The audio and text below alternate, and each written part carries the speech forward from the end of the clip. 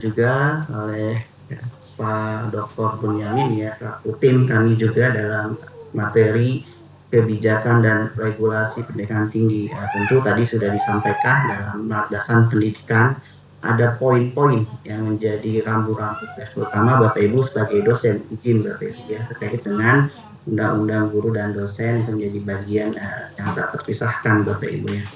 Baik Bapak Ibu, untuk langsung saja kita diskusi bagaimana capek yang diharapkan pada diskusi kita ya Bapak Ibu semua nanti sebagai dosen mampu merespon ya atau menguasai kebijakan di bidang pendidikan tinggi ya. Tentu implementasi terhadap pelaksanaan Bapak Ibu sebagai dosen dalam pembelajaran di perguruan tinggi Bapak Ibu. Ini menjadi capaian pembelajaran mata diklat kita sehingga nanti Bapak Ibu betul-betul bisa memahami regulasi-regulasi yang terbaru begitu ya, sudah diimplementasikan melalui Permendikbud begitu Bapak Ibu. Baik, yang selanjutnya tentu Bapak Ibu kami izin langsung ke poin regulasi terkait dengan kebijakan. Nah, tentu terkait dengan perguruan tinggi Bapak Ibu ini sebagai satuan pendidikan ya, yang menyelenggarakan pendidikan tinggi. Kadang kita suka berputar ya Bapak Ibu antara perguruan tinggi dengan pendidikan tinggi. Nah, ini didefinisikan untuk satuan pendidikan Bapak Ibu adalah kelompok atau layanan pendidikan yang menyelenggarakan pendidikan pada jalur formal, non formal, informal pada setiap jenjang pendidikan. Ini diatur dalam Undang-Undang Nomor 20 Tahun 2003 ya, pasal 1 ayat 10. Kemudian yang selanjutnya Bapak Ibu terkait dengan pendidikan tinggi, ini merupakan jenjang pendidikan. Nah, setelah pendidikan menengah ya mencakup program diploma gitu ya, kemudian sarjana, program magister, doktor, profesi, serta spesialis yang diselenggarakan oleh perguruan tinggi berdasarkan kebudayaan Indonesia. Nah, tentu Bapak Ibu sini ada garis tegas ya, berdasarkan kebudayaan Indonesia itu diatur dalam Undang-Undang Nomor 12 Tahun 2012 pada pasal 1 ayat 2. Nah, tentu berdasarkan pengertian di atas Bapak Ibu, maka diatur ya, fungsi dan tujuan. Nah, tentu fungsi tujuan dari pendidikan tinggi tersebut Bapak Ibu ya. Nah, nanti kita akan coba internalisasi Bapak Ibu sebagai dosen ini ya, terkait dengan fungsi dan tujuan. Ini diatur dalam Undang-Undang Nomor 12 Tahun 2012 Bapak Ibu ya. Nah, di sini pendidikan tinggi ya berfungsi yang pertama tentu mengembangkan kemampuan dan membentuk watak peradaban ya, bangsa yang bermartabat dalam rangka mencerdaskan kehidupan bangsa. Nah, salah satu fungsi dari pendidikan tinggi adalah mengembangkan kemampuan dan watak ya. Sehingga nanti kita akan coba berdiskusi dalam prosesnya Bapak Ibu ya. Kemudian yang kedua tentu mengembangkan sivitas akademika. Nah, tentu sivitas akademika di sini adalah dosen ya Bapak Ibu, kemudian mahasiswa mampu mengembangkan proses yang inovatif ya. Tadi juga disinggung oleh Pak Beni ya, bagaimana landasan pendidikan ini mewarnai ya, rangka Bapak Ibu sebagai dosen yang inovatif, kemudian responsif, kreatif ya, terampil, berdaya saing, dan kooperatif melalui pelaksanaan Tridharma. Nah, di sini sudah muncul Bapak Ibu tugas Tridharma, bahwa pendidikan tinggi memiliki fungsi ya dalam mengembangkan proses-proses tadi berdasarkan kegiatan Tridharma. Kemudian yang ketiga Bapak Ibu mengembangkan ilmu pengetahuan, teknologi, memperhatikan dan menerapkan nilai-nilai humanima. Nah, pada pasal 4 ini Bapak Ibu pendidikan tinggi melalui fungsinya diatur. Nah, sehingga nanti berdasarkan fungsi ini pendidikan tinggi memiliki minimalnya ada 4 Bapak Ibu ya, menurut Undang-Undang Nomor 12 Tahun 2012.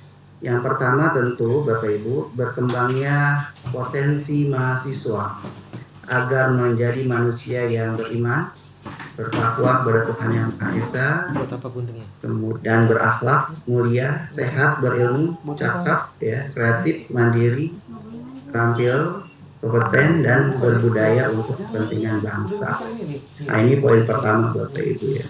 Kemudian yang kedua Bapak Ibu, pendidikan tinggi ini memiliki tujuan dihasilkannya lulusan yang menguasai cabang pengetahuan dan teknologi untuk memenuhi kebutuhan nasional, ya, kepentingan nasional dan peningkatan daya saing bangsa. Nah, ini diatur Bapak Ibu ya dalam tujuan ini poin B terkait dengan lulusan ya. Kemudian yang ketiga, poin C, dihasilkannya pengetahuan dan teknologi melalui penelitian ya, memperhatikan dan menerapkan nilai-nilai humaniora agar bermanfaat bagi bangsa dan serta berkemajuan terhadap kesejahteraan umat manusia. Nah, tentu poin D juga terkait dengan tridharma yang ketiga, yaitu terwujudnya pengabdian masyarakat berbasis penalaran dan karya penelitian yang bermanfaat dalam memajukan kesejahteraan umum dan mencerdaskan bangsa. Nah, Bapak Ibu, terlihat dari fungsi dan tujuan Undang-Undang Nomor 12 Tahun 2012, pendidikan tinggi mempunyai peran penting ya dalam mengakomodasi dan mengembangkan terutama sivitas akademika dan lulusannya begitu ya untuk mampu mencapai target tujuan pendidikan tinggi yang sudah ditetapkan. Nah, mungkin Bapak Ibu ada yang ingin menyampaikan, kami persilakan Bapak Ibu ya dari fungsi dan tujuan dari pendidikan tinggi. Silakan Bapak Ibu kita diskusi karena ini forum kita. Bapak Ibu kami persilakan jika ada yang ingin disampaikan Bapak Ibu ya. Pak, silakan Bapak Ibu. Jika tidak kami izin lanjut ya Bapak Ibu ya. Oke.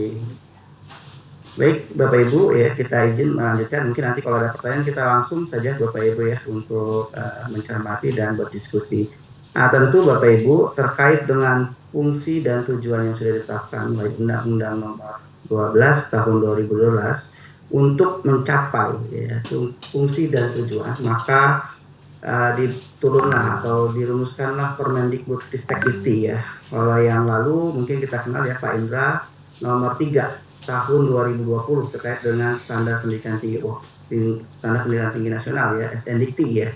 Nah, tentu permen tersebut sudah digantikan dengan regulasi yang terbaru. Bapak Ibu mungkin sudah mengenal dan bahkan sudah mengkaji ya terkait dengan penjaminan mutu pendidikan tinggi, Permen Ristek-Dikbud ya nomor 53 tahun 2023. Ini menggantikan yang nomor 3 tahun 2020 Bapak Ibu ya terkait dengan sistem pendidikan nasional. Nah, dalam rangka mencapai tujuan dan fungsi tersebut maka disusunlah SNDikti Bapak Ibu ya berdasarkan SNDikti pada pasal 3 ini mengacu pada tujuan. Yang pertama membentuk kerangka ya penyelenggara pendidikan tinggi untuk mencapai tujuan pendidikan tinggi yang berperan strategis ya dalam mencerdaskan kehidupan bangsa serta memajukan ilmu pengetahuan dan teknologi untuk kemajuan pembangunan bangsa Indonesia berkelanjutan. Nah, ini Bapak Ibu ya, jadi poin penting ya dalam memastikan tujuan pendidikan tinggi menurut nomor 12 tahun 2012, maka SNDikti diatur ya untuk mensupport ya pelaksanaan itu dapat terimplementasikan. Kemudian poin kedua, menjamin ya penyelenggaraan pendidikan tinggi yang efektif. Jadi ada jaminan Bapak Ibu ya di Permen 53 ini diminta perguruan tinggi untuk menyelenggarakan pendidikan tinggi yang efektif.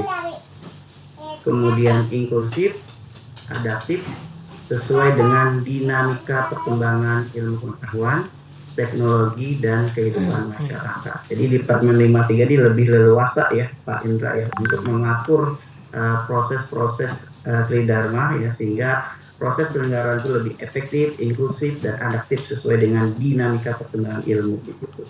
Kemudian yang ketiga, poin C Bapak Ibu, menjamin penyelenggara pendidikan tinggi untuk menghasilkan sumber daya manusia yang unggul. Nah, jadi permen ini harus tercapai Bapak Ibu ya dalam Permen nomor 3 tahun 2023 sudah ditanamkan tujuannya sehingga perguruan tinggi atau pendidikan tinggi berusaha untuk menghasilkan sumber daya manusia yang unggul melalui program-program pendidikan.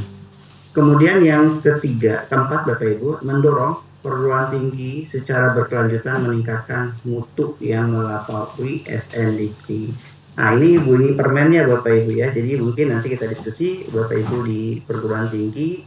Di permen ini Bapak Ibu perguruan tinggi itu didorong untuk meningkatkan mutu melalui SNDikti. Ya, tentu Bapak Ibu di SNDikti kita kenal ada 24 standar yang ditetapkan, yang mungkin dengan Permen 53 ini dirampingkan begitu ya, menjadi standar pendidikan pengajaran, baik di standar masukan, standar proses, dan di standar luaran. Nah ini Bapak Ibu ya, terkait dengan standar luaran, yang dimaksud standar luaran dalam pasal 5 Bapak Ibu di standar pendidikan nasional di Permen nomor 53 tahun 2023 ini merupakan standar kompetensi lulusan ya Bapak Ibu. Kemudian di poin B untuk standar proses ini ada beberapa lingkup substandar, yaitu proses pembelajaran, penilaian ya, dan pengelolaan. Begitu juga dengan poin standar masukan pendidikan. Di sini Bapak Ibu diatur tentang standar isi ya, mengakomodasi kurikulum. Mungkin Bapak Ibu sudah selesai dengan kurikulum berbasis berorientasi pada MBKM, kemudian merujuk pada OBE begitu ya Bapak Ibu ya. Bapak Ibu mungkin nanti kita bisa diskusi ini ya, terkait dengan standar masukan pendidikan, di antaranya standar isi, standar dosen. Bapak Ibu diatur bahwa dosen minimal S2, tentu untuk meningkatkan kualifikasi jabatan akademik Bapak Ibu diminta terus menaikkan jabatan akademiknya dari asisten ahli, kemudian ke lektor, kemudian ke lektor kepala sampai pada guru besar begitu ya, mungkin diatur dalam standar dosen. Begitu juga dengan standar tenaga kependidikan dan sarana prasarana serta pembiayaan. Ini diatur pada SNDikti nomor 53 tahun 2023.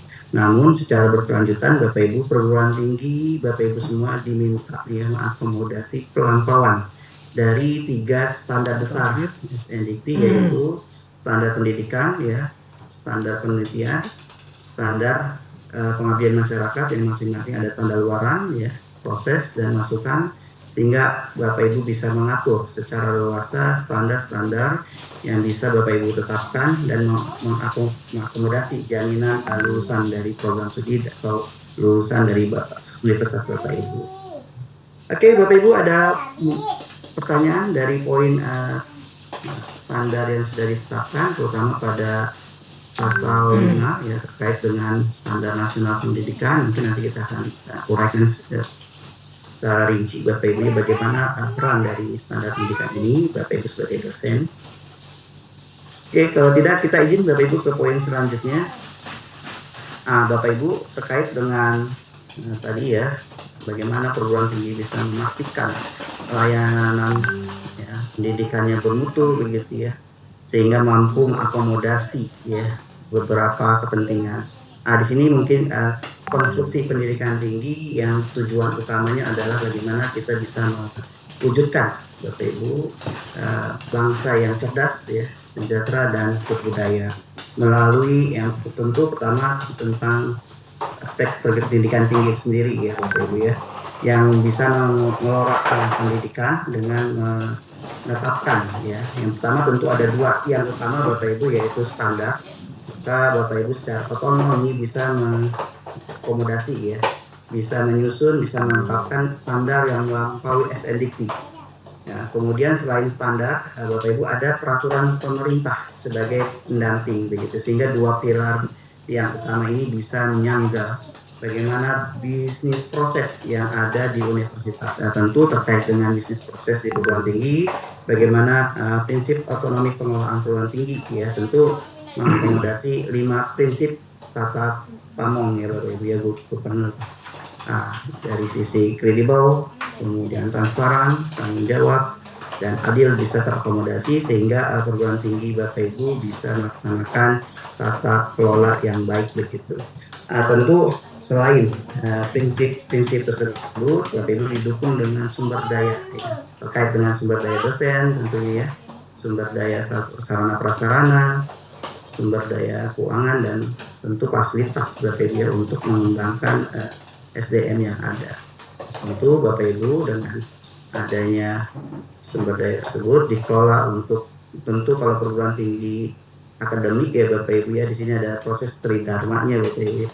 Di sini baik vokasi dan akademik Bapak Ibu ya, ada standar pendidikan, standar penelitian ya, standar pengabdian masyarakat, sehingga mengakomodasi capaian setiap indikator kinerja standar yang ditetapkan dan mampu mengelola ya perguruan tinggi untuk mencapai indikator kinerja utama. Tentu dirumuskan dalam dokumen-dokumen pensra begitu ya Pak Indra ya, atau dokumen-dokumen mutu yang lain ya, rencana pengembangan induk, sehingga nanti tercapainya target ya SDM yang unggul dan menguasai iptek begitu, sehingga target dari konsumsi pendidikan tinggi ini bisa tercapai.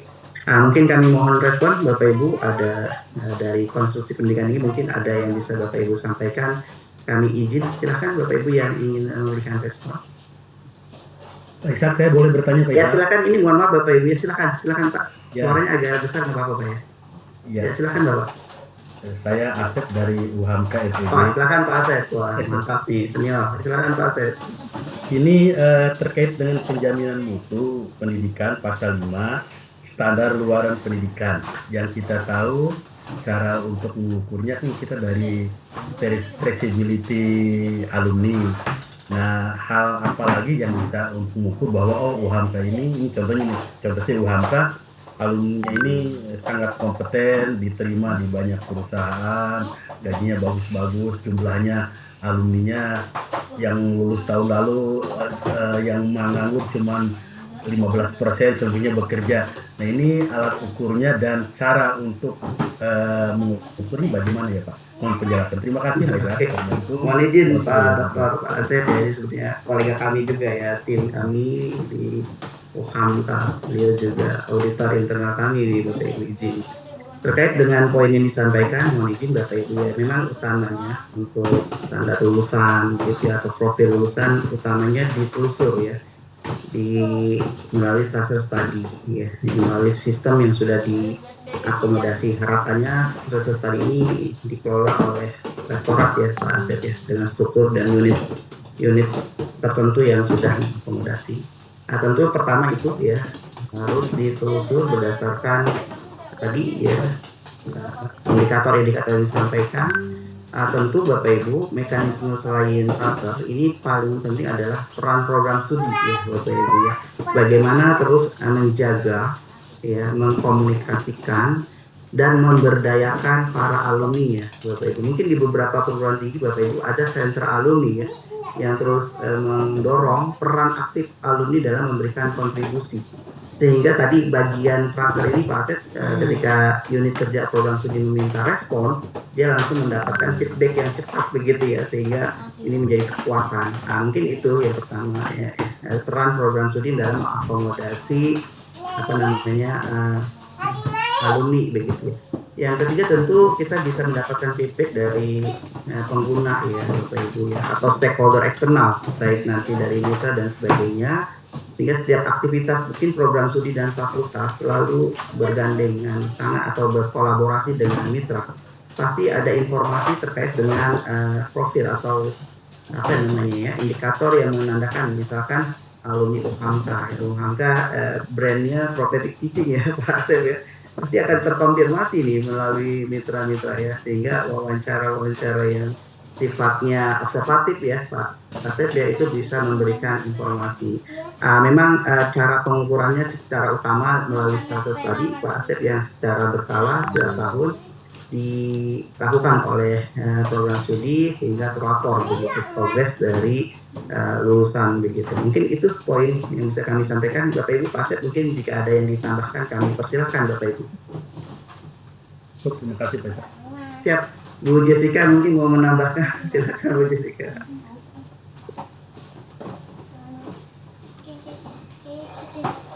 Udah ribut di rumah.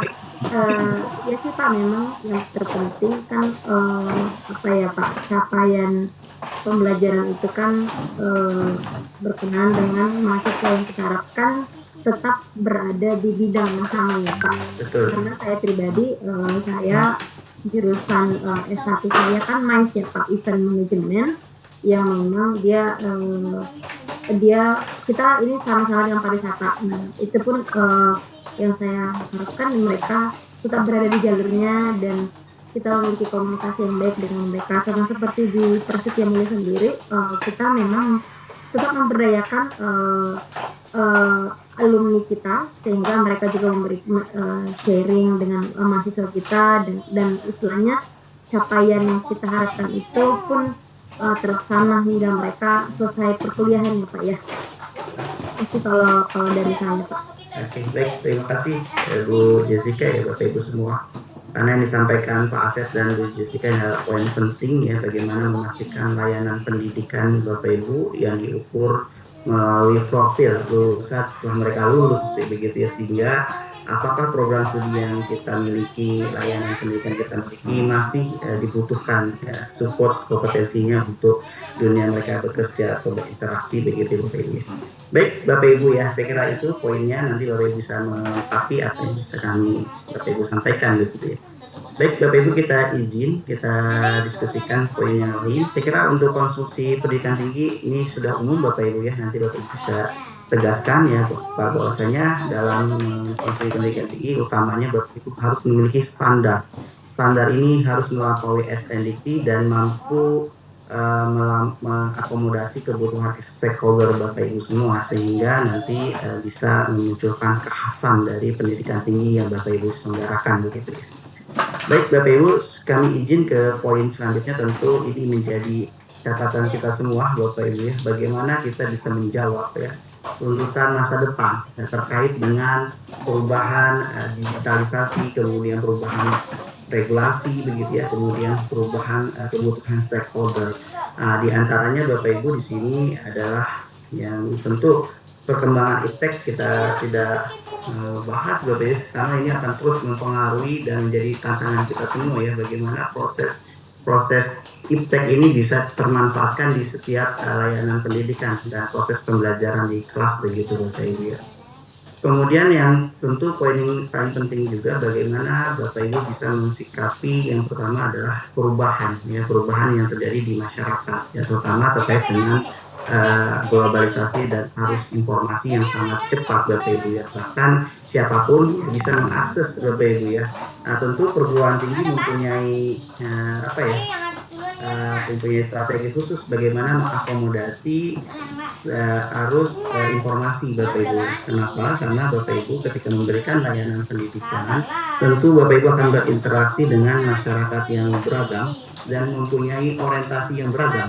Tentu kalau ada laporan Pak Asep ya, Pak Safir yang bisa menyampaikan Bapak Ibu semua terkait dengan layanan yang kurang ya, Bapak Ibu nanti masyarakat kita bisa berlapor tuh Bapak Ibu ya, sehingga nanti ini menjadi poin penting dinamisasi perguruan tinggi ya, karena ketika ada laporan dari masyarakat terkait dengan layanan, tentu layanan positif dan tentu layanannya kurang optimal, itu akan menjadi dampak bagi perguruan tinggi, sehingga perlu ada antisipasi dan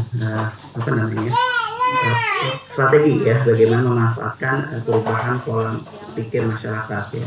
Kemudian yang tadinya knowledge based sekarang sudah menjadi society based ya, learning based society ya, bagaimana learning komunitas ini bisa membangun ya kepakaran ya, berubah ya ke orientasi ya, minat ya, sehingga dibutuhkan yang namanya elaborasi Bapak Ibu ya untuk menjawab masyarakat yang terus berubah.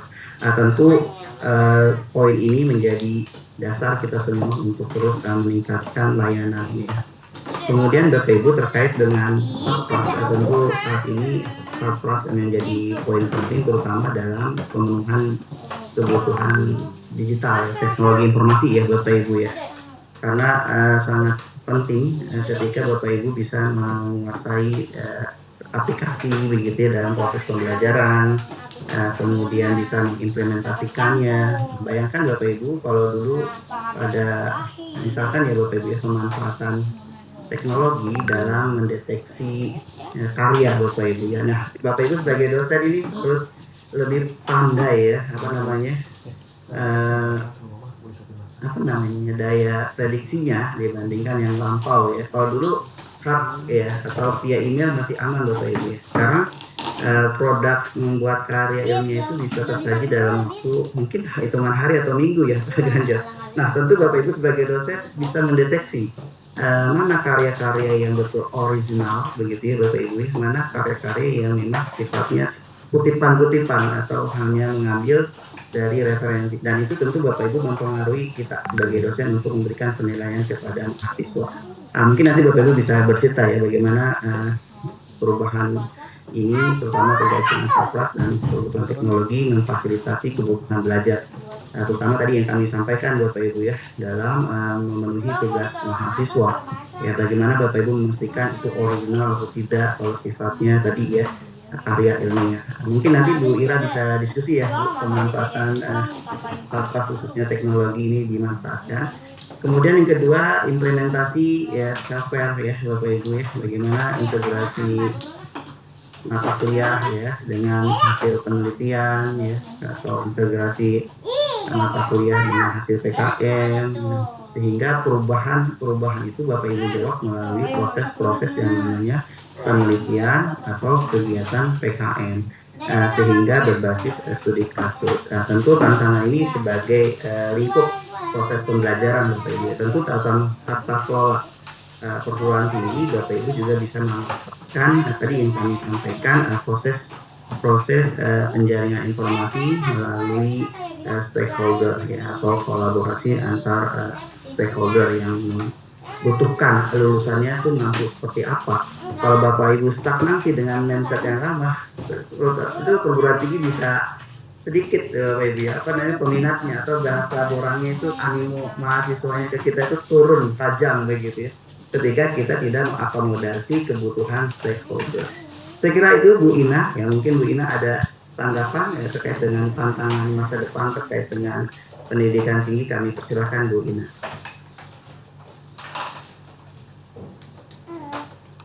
Oh ya Pak, terima kasih. Jadi di sini tentunya kan untuk tantangan ya untuk di dalam pendidikan di perguruan tinggi itu tentunya kan tadi sudah disebutkan juga itu berkaitan dengan perkembangan teknologi juga, itu tentunya itu menjadi tantangan yang berat, tetapi juga itu menantang untuk kita semua. Tetapi selain itu adalah menantang, itu juga adalah peluang untuk kita dalam dunia pendidikan di sini Pak.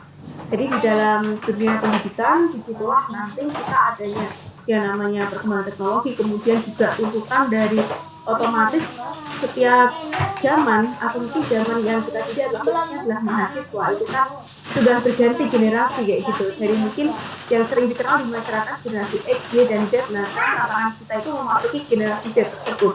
Tentunya itu menjadi lebih mungkin bagi kita yang generasi X dan juga Z itu tantangan tersendiri gitu menghadapi anak-anak yang zaman sekarang itu yang lebih dikenal dengan yang kreatif, kemudian juga yang dia lebih cepat menangkap itu berkaitan dengan teknologi. Tentunya di sini juga berkaitan dengan standar, nah yaitu adalah kita harus terintegrasi, kolaborasi juga di dalam hal pendidikan, penelitian, dan pengabdian pada masyarakat. Dan tentunya itu tidak hanya itu difokuskan pada dosen, tetapi kita juga melibatkan itu dari yang kita didik, yaitu adalah khususnya di sini adalah mahasiswa, itu penerapannya dalam penelitian dan juga pengabdian pada masyarakat. Ini kira-kira kurang seperti itu Pak, mungkin yang saya dapat tadi. Ya baik, terima kasih Bu Ina ya, luar biasa Bapak Ibu ya bisa menyampaikan poin penting. Yang pertama tadi Bapak Ibu ya, kolaborasi, karena sekarang dengan adanya teknologi Bapak Ibu ya bisa berkolaborasi baik dosen ya, mahasiswa dalam lingkup nasional maupun internasional Bapak Ibu ya, tidak dibatasi Bapak Ibu ya dengan metode kerjasama yang sudah terjalin antara perguruan tinggi dan metode ini ya daring dan luring ya. Kapanpun Bapak Ibu bisa melakukan implementasi kerjasama, bisa langsung baik di bidang penelitian ya Bu Ina ya, kemudian baik bahkan di bidang kemahasiswaan tadi. Baik Bapak Ibu, mungkin Bapak Ibu di tempat sudah masuk waktu zuhur, kami persilakan mungkin nanti Bapak Ibu akan ada sholat melaksanakan ibadah, tapi kami izin lanjut sampai pukul 12.30 Bapak Ibu ya. Baik Bu Ina, luar biasa, terima kasih atas responnya. Kami yakin Bapak Ibu semua juga punya argumen dan gagasannya sama untuk memperkuat ya bagaimana kita merespon tuntutan masa depan, karena jika tidak maka kita akan menjadi penonton begitu Bu Ina ya, akan tertinggal gitu ya estafetnya dengan kompetitor yang sama dengan kita Bapak Ibu. Baik Bapak Ibu, yang selanjutnya tentu tadi disampaikan bagaimana proses pendidikan tinggi dalam proses pendidikan ya dalam pendidikan tinggi ya, tadi disampaikan Bapak Ibu ya. Ini kami izin menguatkan Bapak Ibu ya, tentu izin Bapak Ibu sebagai dosen ya, tadi kami sampaikan tentu ada yang sebagai wakil dekan dan pimpinan universitas, kami yakin sudah sangat memahami ya bagaimana peran penting dosen untuk mendukung ya bagian visi dari perguruan tinggi Bapak Ibu dalam mensupporting fisikal dan sosial infrastruktur ya. Ini sebagai alat ya, sebagai alat yang perguruan tinggi mekanisme prosesnya untuk mendorong bagaimana proses-proses tridharma atau catodharma yang ada di perguruan tinggi. Tentu pada aspek tadi standar pendidikan pengajaran Bapak Ibu diatur itu ya, didorong ya untuk mengakomodasi kurikulum ya, atau kurikulum yang bisa berorientasi pada OBE begitu Bapak Ibu ya, sehingga nanti keluarannya dikejar ini ya, hasil kurikulumnya mana Bu Ina ya, hasil keterlibatan Bu Ina diundang nggak waktu rapat kurikulum ya Bapak Ibu, sehingga Bapak Ibu sebagai dosen mempunyai peran ya, punya apa namanya supporting ya terkait dengan kurikulum yang diimplementasikan di masing-masing program studi. Mungkin saya izin nih, saya konfirmasi ke Pak Indrawan ya. Pak Indrawan pernah nggak diundang program studi untuk hadir ya, mengevaluasi atau memonitor kurikulum yang ada, sehingga kita harus ada ini nih pembaruan ya, sehingga ya silakan Pak Indrawan. Oke, baik Pak Isyaf. Ya, silakan. Terkait dengan ini kedengaran nggak Pak? Ya, suaranya sudah oke, bagus. Terima kasih Pak. Iya. Baik, terkait dengan undangan terkait dengan peninjauan atau evaluasi terkait dengan kurikulum, pastinya ada undangan dari program studi itu sendiri. Yang pasti setiap semester itu biasanya ada semacam evaluasi bagaimana nanti EPS itu sudah berjalan atau belum, kemudian dari mata kuliah itu outcome-nya sudah memenuhi atau belum, dan lain sebagainya. Itu di kampus kami sudah mulai dibiasakan untuk bagaimana dari kurikulum itu terus menerus diperbarui sesuai dengan tuntutan sekarang ini, karena perkembangan dari teknologi sekarang ini semakin berkembang pesat, karena dari mulai mungkin hitungannya nggak cuman bulan, nggak cuman tahun, tapi hitungannya per minggu itu udah berganti-ganti terus untuk teknologi ini. Seperti itu Pak Syed mungkin. Baik, terima kasih ya Pak Adi ya, artinya sudah memberikan kontribusi ya dalam memberikan saran perbaikan kurikulum ya Bapak Ibu ya. Ya memang kurikulum itu tadi di Monef ya. Kita sebagai dosen ini Bapak Ibu tidak boleh menolak, karena itu menjadi bagian mekanisme ya Febrianita ya, mekanisme dari program studi selaku pimpinan kita di program studi untuk melakukan hal yang sama. Tentu selain kita Bapak Ibu dosen memberikan saran ya, kemudian kritisi ya terkait dengan kurikulum yang ada, bahkan mungkin nanti program studi juga mengundang Pendik dan asosiasi ya, bagaimana relevansi kurikulum yang ada di program studi Bapak Ibu masih inline, karena itu Bapak Ibu diatur, kalau dulu diatur dalam Permen nomor 3 tahun 2020 ya Pak Cornelius ya, bahwa kurikulum itu setidaknya 4 atau 5 tahun harus dimutakhirkan ya Bapak Ibu ya. Tentu nanti di standar kurikulum ini, standar isi Bapak Ibu nanti diatur ya dalam standar isi pembelajaran khususnya kurikulum, kapan kurikulum Bapak Ibu program studi Bapak Ibu dimutakhirkan. Indikatornya Bapak Ibu pasti dilibatkan begitu. Tentu yang kedua bahwasanya satu siklus ya, kalau di Permen 53 itu satu siklus kurikulum berapa itu ya Bapak Ibu ya. Mungkin kalau kita di S1 8 semester Bapak Ibu ya. Kalau 2 siklus kurikulum berarti 8 kali 2 16 semester. Nanti Bapak Ibu akan mendengarkan istilah-istilah itu Bapak Ibu ya. Tentu kami harap Bapak Ibu sebagai dosen nanti bisa mencermati, mempelajari Permen 53 ke tahun 2023 ya, bagaimana mekanisme standar isi proses pembelajaran ini khususnya di kurikulum bisa memperkuat ya bagaimana proses atau means dalam tridharma perguruan tinggi ini bisa tercapai. Begitu juga dalam bidang penelitian Bapak Ibu ya. Tentu kami yakin Bu Ina ya, Pak Bapak Ibu semua ya, Pak Indra di Monet mana hasil penelitiannya per semester, per tahun, mana hasil publikasinya gitu.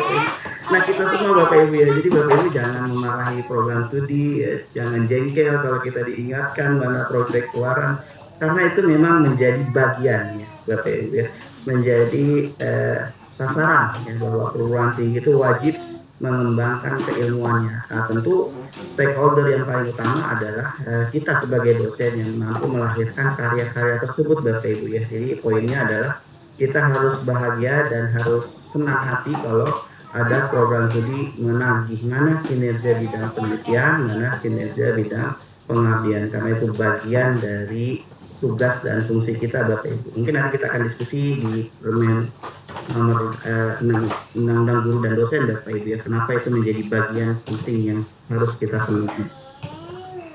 Baik Bapak Ibu, terkait itu tentu sasaran utama dari proses-proses yang Bapak Ibu sudah lakukan tadi adalah untuk membangun karakter gitu ya, kemudian membangun skills dan scientific assessment, serta membangun budaya bangsa begitu ya, cerdas gitu. Baik Bapak Ibu, ada pertanyaan di proses pendidikan dalam pendidikan tinggi yang tentu Bapak Ibu sudah di dalamnya, ikut ke sistem begitu dan menikmati poin plus minus ya dalam penyelenggaraan pendidikan. Nah, tentu kami yakin ada sisi-sisi yang bisa kita perspektif tadi dari Pak Indra sudah menyampaikan.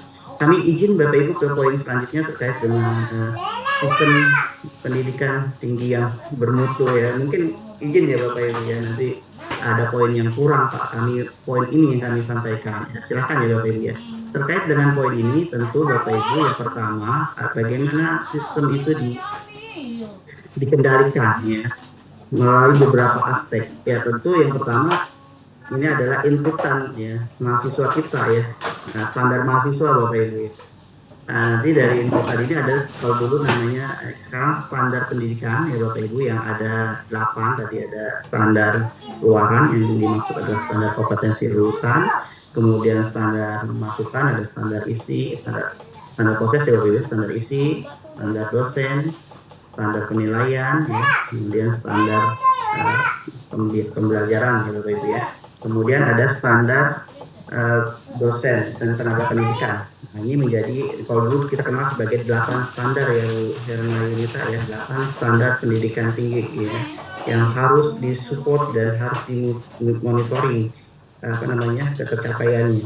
Nah, tentu nanti akan muncul lulusan. Nah, lulusan ini mau seperti apa lulusannya? Nah, Bapak Ibu program studi di Permen 53 tahun 2023 capaian pembelajaran itu nanti akan dirumuskan oleh UPPS Bapak Ibu ya. Mungkin beda dengan nomor 3 tahun 2020 ya. Nanti di Permen nomor 53 ini nanti fakultas atau sekolah pasca sarjana yang menetapkan CP dari masing-masing program studi. Tentu berdasarkan hasil konsolidasi Bapak Ibu ya, tidak serta-merta UPPS menetapkan CP, sehingga nanti hasil penetapan CP, indikator capaian atau tujuan pembelajarannya diserahkan ke program studi mungkin ya untuk dirumuskan, sehingga ini menjadi ruang Bapak Ibu untuk meningkatkan kualitas. Makanya program studi pendidikan matematik UHAMKA akan berbeda program studi yang pendidikan matematik di universitas lain Bapak Ibu. Kenapa? Karena mereka punya kekhasan, punya keunikan, punya konsentrasi, punya kefokusan dalam kajian, sehingga Bapak Ibu dalam standar masukan ini atau proses masukan ini menjadi penting untuk kita diskusikan bersama dosen begitu, pendik serta mahasiswa, sehingga mewujudkan lulusan yang sesuai dengan kebutuhan. Nah, tentu secara akademik Bapak Ibu akan terlibat begitu ya prosesnya. Mungkin Bapak Ibu sampai sini ada pertanyaan, kami persilakan. Ya, bagaimana Bapak Ibu bisa memberikan best practice ya, mewarnai indikator tambahannya, terutama di standar pendidikan pengajaran untuk menetapkan CPL atau kompetensi lulusan ya Bu Jessica ya Bapak Ibu semua ya. Mungkin Bapak Ibu ada yang ingin memberikan respon, kami persilahkan sebelum kami ke poin yang lain ya Pak Asep ya. Pak Ishak, saya boleh ya, silakan Pak Prof, siap. Kita diskusi Prof, silakan. Agak ketinggal Pak di slide tuntutan masa depan. Ya. itu kan ada tuntutan perubahan yang bersifat pantare, ya. Ya, Itu siap. mohon penjelasan karena saya berpandangan bahwa pantare ini kan adalah filsuf dari Yunani, Siap. menggambarkan, memadukan antara modernisasi dengan karakter lokal. Contohnya orang Jepang pinter-pinter, tetapi karakter lokal Jepangnya muncul. Sementara Indonesia ini acak-acakan begitu. Bagaimana ini tantangan untuk mendekatkan ini agar betul-betul jati diri bangsa, orang-orang Indonesia orang yang hebat, cerdas, tetapi tetap budi pekertinya luhur dan beradab begitu. Demikian Pak Ishak, mohon. Oke, baik. Baik, terima kasih Pak Asep ya. Kita izin Bapak Ibu yang mengulas kembali bagaimana tuntutan masa depan. Mohon izin yang pertama tentu menurut pasal 12 tadi tahun 2012 terkait dengan karakteristik budaya Indonesia Bapak Ibu. Jadi Bapak Ibu izin tuntutan masa depan ini tentu kita harus menyesuaikan, tadi sudah disampaikan oleh Pak Asep secara epistemologi sesuai dengan karakter dan budaya ditetapkan di Jepang. Nah, itu menjadi karakter utama Pak Asep ya Bapak Ibu. Tentu Bapak Ibu terkait dengan poin ini adalah perubahan yang mungkin kita Bapak Ibu yang sudah pasti berubah dan kita tidak bisa menolaknya begitu ya Pak Asep ya. Nah, itu poin yang harus kita sikapi ya. Tadi sudah sampaikan dari sisi teknologi tadi sudah ya, bagaimana mau tidak mau ya kita mengakomodasi ke perubahan tantangan zaman itu Bapak Ibu ya. Yang dulunya tentu Bapak Ibu dalam proses pembelajaran kita ada mahasiswa yang misalkan contoh orientasi MBKM ini di sisi dari kebijakan nih Pak Asep ya izin ya. Bapak Ibu dalam kebijakan MBKM saya ngajar metode integral atau kalkulus lah ya. Terus mahasiswa saya ikut MBKM bakti sosial atau sosial kemasyarakatan ya Pak Safir ya, atau magang lapangan lah yang isinya sosial itu Pak Indra ya, jauh sekali dari topik integral. Nah, kami dari sisi kebijakan harus mengakomodasi Pak Asep, harus mengakui walaupun secara keilmuan itu tidak itu yang pertama Bapak Ibu ya. Jadi Bapak Ibu mungkin secara batin ini nggak akan sesuai di kompetensi mahasiswa, nggak akan dapat ini, tapi kebijakan di buku pedoman bahwa mata kuliah Bapak Ibu sudah harus terakui rekognisi oleh mata kuliah MBKM. Itu yang pertama Bapak Ibu ya, kita mengakomodasi kebijakan MBKM. Atau yang kedua Bapak Ibu, karakteristik budaya ya. Misalkan di berbasis sekarang studi-studi etno ya Pak Asep ya, bagaimana kasus kita ingin mahasiswa kita meneliti berdasarkan kebutuhan. Nah, tentu nanti tadi disampaikan oleh Pak Asep ya, bahwasanya kalau berbasis budaya ya silakan mengakomodasi stakeholder kita yang memang berorientasi pada budaya begitu ya Pak Asep. Jadi perubahan ini memang tadi disampaikan oleh Pak Asep, kami setuju ada dua hal, namun tadi kami sampaikan silakan Bapak Ibu ini kita sesuaikan dengan karakteristik bangsa Indonesia, budaya bangsa Indonesia tentunya. Kalau bahasa yang asing mungkin kita akan coba mengakomodasi di poin yang lain begitu ya Pak Asep. Saya kira itu Pak Asep poin yang bisa kami sampaikan. Bapak Ibu mungkin ada yang mau lengkapi, kami silakan. Cukup Bapak Ibu? Oke, izin Pak Asep Bapak Ibu, kalau itu kita izin ke poin yang selanjutnya.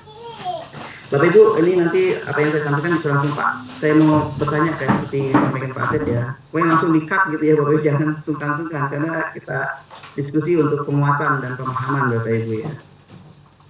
Oke, baik Bapak Ibu, di sini izin Bapak Ibu ya, seperti yang kami sampaikan tadi bahwasanya dalam Undang-Undang Kemendikbudristek nomor 5 tahun 2023 ini khusus ya langsung penjaminan untuk pendidikan tinggi ya Pak Asep ya, di dalamnya langsung ada standar nasional pendidikan tinggi dan standar akreditasi Bapak Ibu ya.